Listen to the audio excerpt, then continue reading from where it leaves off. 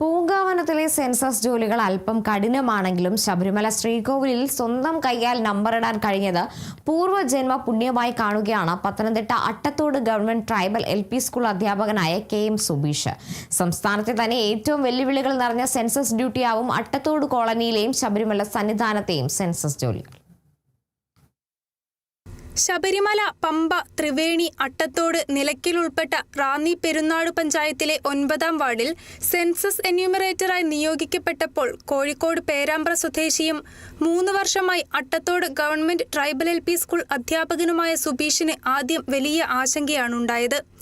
വന്യമൃഗങ്ങൾ ഏറെയുള്ള വനമേഖലയിലാണ് സെൻസസ് നടത്തേണ്ടത്.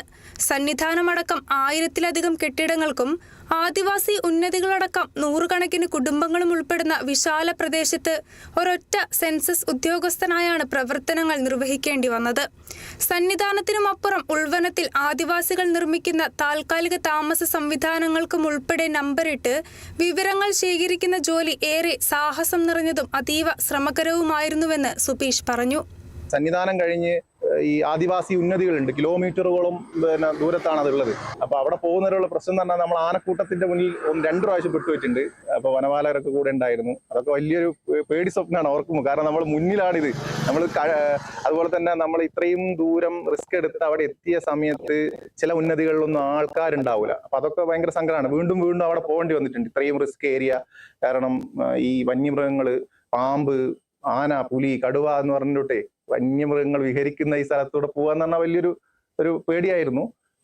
പിന്നെ എന്നെ സംബന്ധിച്ചൊരു ഭാഗ്യം എന്ന് പറഞ്ഞാൽ ശബരിമല സന്നിധാനം ശ്രീകോവിൽ വരെ നമ്പർ ഇടാന്ന് പറഞ്ഞാൽ എന്നെ സംബന്ധിച്ച് വലിയൊരു ഭാഗ്യമാണ്. അത് എൻ്റെ ജീവിതത്തിൽ ഒരിക്കലും മറക്കാൻ പറ്റാത്തൊരു അനുഭവമാണ്.